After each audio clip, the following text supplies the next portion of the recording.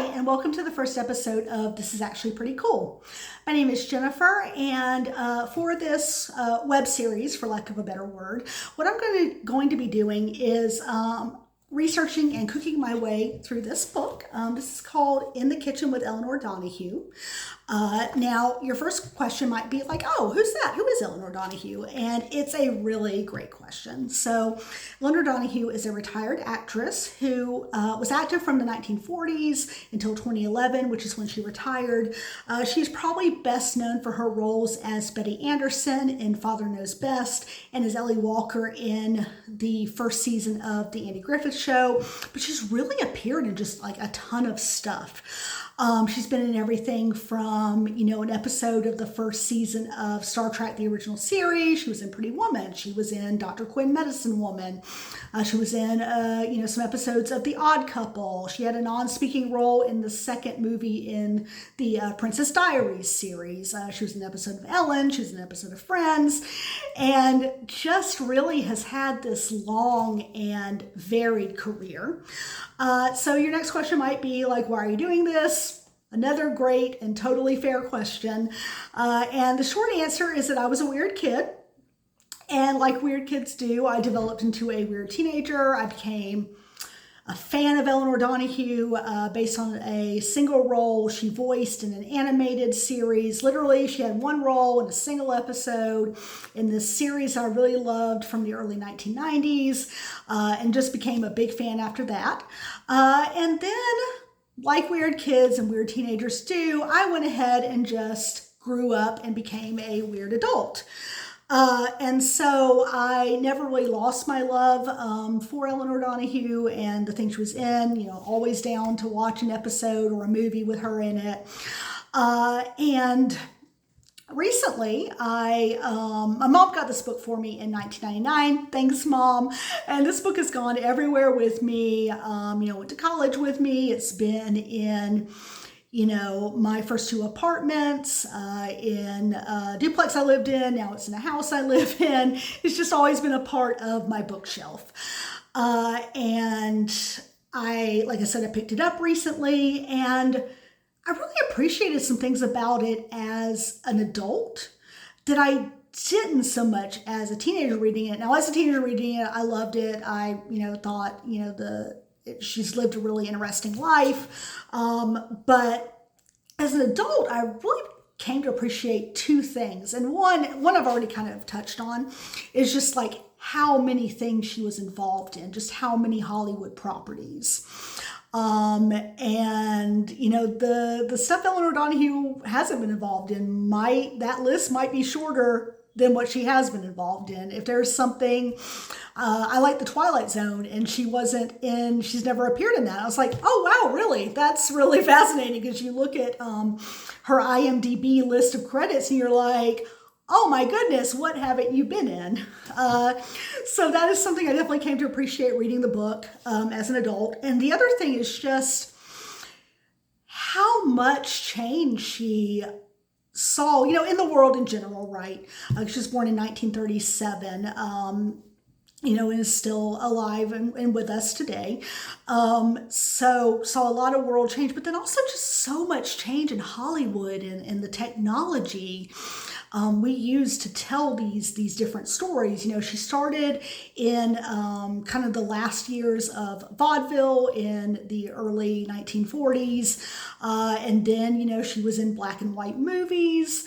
The first two television shows she was in were black and white, Father Knows Best and the Andy Griffith Show.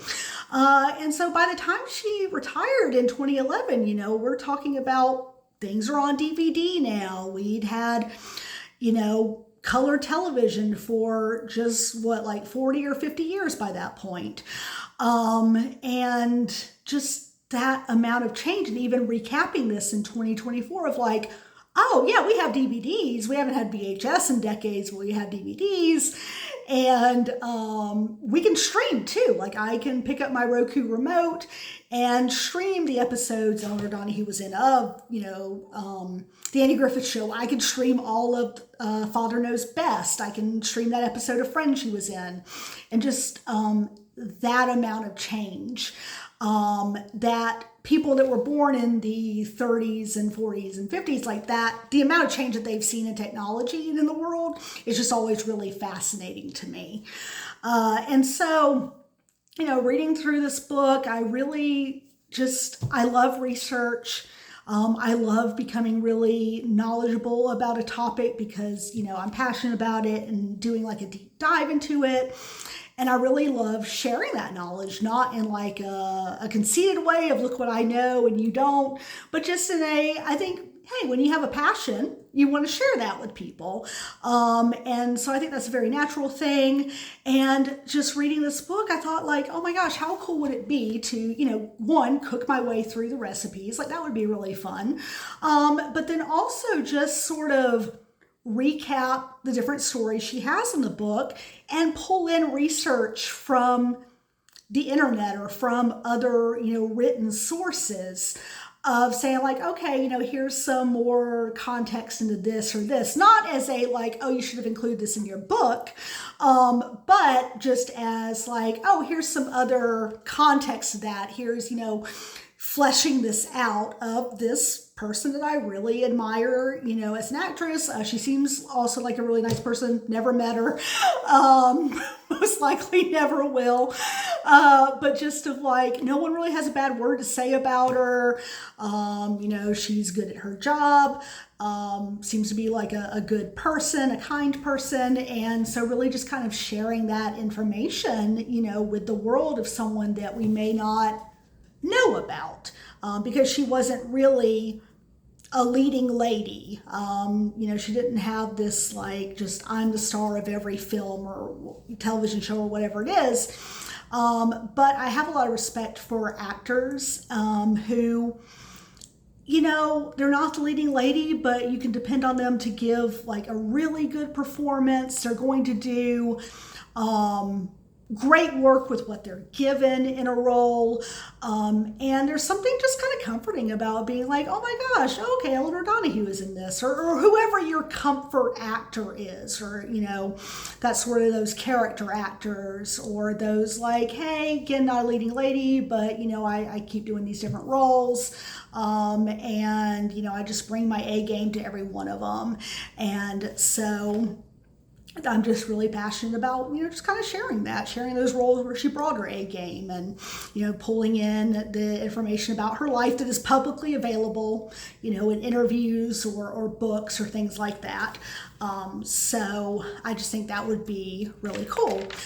So now you're asking yourself, what can I expect from this web series? And oh my gosh, you have so many great questions, and that is another amazing question. First and foremost, cannot stress this enough, you can expect these same production values. I'm referring to these videos as episodes, but I don't have a team. I don't have sponsors, and I'm totally cool with that. It is just really me in my kitchen with my phone on a tripod, this fancy little remote control to turn the video on and off, and mostly just really like a dream and some passion in my heart. So definitely appreciate everyone's patience and grace, as I navigate this and navigate filming, making the recipes and things like that. And so that would bring us to what can you expect from the cooking portions of this. I cook in the sense of I can feed myself, right? Like I know how to fry and bake and grill. I can boil water. I can keep myself fed. It's not something that I enjoy doing necessarily. I always like to eat out, but I'm really trying not to do that as much. So, we can expect as someone who knows how to work their way through a recipe, but I'm going to kind of be learning as I go. And I'm going to share those learnings with you of like, oh, this type of cheese, when it's this name, that's actually like how long it aged and not, its brand name. And again, I appreciate a lot of grace. These might be things, like everyone knows that, Jennifer. And well, I didn't. And every time we learn something, we're learning that thing for the first time, which I think is really cool. And so that's kind of what you can expect. There are definitely videos out there of cooking. You can see them on TikTok and I'm sure on YouTube and other platforms of where like, the smooth transitions, and it's really just an art form to watch them cook. And that probably isn't going to be these videos. But there will be a lot of authenticity. There are some recipes I've had there are deviled eggs in this book. That's one of the recipes, just as a spoiler alert. I've had deviled eggs. I live in the South. Love them. They're at every, family reunion, cookout, whatever it is. But every other recipe in this book is like, oh, I'm having this for the first time. I may have had something in the recipe, but it made this way I've never really had before. And so as I'm eating it, you're going to see like, oh, she's tasting this for the first time, and just kind of being really honest about like, oh, I like this or I don't like this or whatever it is. And that's not a criticism of the recipe itself necessarily as it is of like, oh, you know what, I would actually prefer something less spicy or something like that. And so that's what you can expect from in terms of like my skill set and my food preferences. I am going to talk about the facts of the book, just kind of like when it was published and things like that in the next episode. But I do want to talk a little bit about how the book is structured, because it's going to impact how these episodes are structured, right? So once you get past, the dedication, the acknowledgments, table of contents, like everything that every book has, right? Kind of all that stuff. The way that the book is structured is like you have different parts of it. Like there's part 1, part 2, part 3. Just these kind of different periods in Elinor Donahue's life. But each part has like, how do I describe this? It would be like a page or like a 2-page spread basically of like, hey, here's the little story part of this of like, oh, I was born on this day to these parents and, these were my siblings. And then you'll have the recipe. Kind of that segue of like, here's the little story of me or that point in my life, segue into like this recipe, right? Now, like a lot of people, I get really irritated when I go to Google a recipe and I find like a really great one, like, oh my gosh, this will be the one for the strawberry cake recipe. And then it's someone's blog, which is fine. Blogs are fine. But then I have to read through what is probably the equivalent of like an entire page of a post that's like, I was born on a rainy Sunday to the descendants of French peasants, and it's just like, I just want to make a strawberry cake, Linda. I don't particularly care about your 23andMe results. I don't need to hear about your summer on Cape Cod or, whatever it is. Really just want that recipe. And with that in mind, with knowing kind of what I prefer when I'm wanting to make a recipe, right? I really considered how to structure these episodes. I thought specifically about like, oh, do I want to do the recipe first and then the facts? Or, do I just want to keep the same structure? And ultimately I opted for keeping the same structure just because there are those segues into like, oh, you know what? We would travel home from, this job that I did at acting, and then we would stop by this place and have this, and oh, here's a recipe for it. So it made more sense to just kind of keep the structure of the book. With that in mind, and kind of going back to those same recipe blogs, some bloggers, and these are the people that are going to go to heaven when they die, they're really doing the Lord's work, is they're like, hey, I gotta do a blog post like this for like the sponsors and things like that. But what I am going to do is I'm going to include a link that you can click on and just go right to the recipe. And really love that. And so to kind of replicate that in a web series, what I'm going to do is in the description for the video on YouTube, I'm going to go ahead and say like, hey, here's the timestamp of when the recipe starts. And that way, if you're just like, oh, well, the recipe is this, let me just watch that part. Or you may just be like, hey, you know what? not really a cook, not really into cooking, not really into the recipe today, but I would just like to hear the facts. You can say like, oh, it starts from here until, this is how long, and then the recipe starts. So that will be in the description for the YouTube videos, because YouTube does allow you to make longer videos. I'm also going to be on TikTok and on Instagram.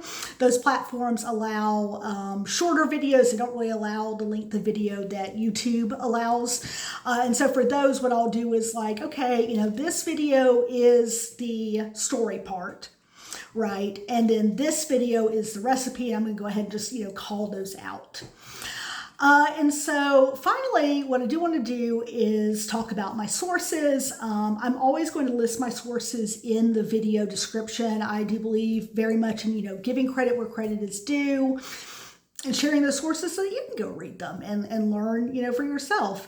And also know that like, oh, this is not a fact I just pulled out of thin air. Like I read an interview or I listened to an interview and here's where that is, so that you can go check that as well. So obviously, the primary source is going to be, our book, In the Kitchen with Elinor Donahue, again. And obviously, primary source. The second is a book, this actually came out in 2024. It is a book by one of Elinor Donahue's sons, Peter Ackerman. It's called Mom, Dad, Me, and Classic TV.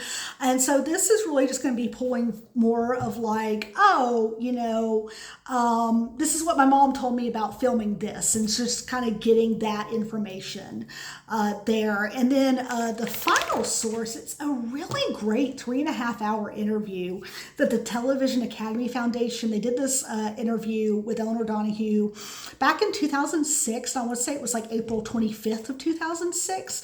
Just really great. It was just the interviewer and Elinor Donahue in a room with a camera going just through literally her entire career. And I thought it was really well done. And so that is definitely going to be a source. And so there you have it. I'm really excited about this. I think it's going to challenge me.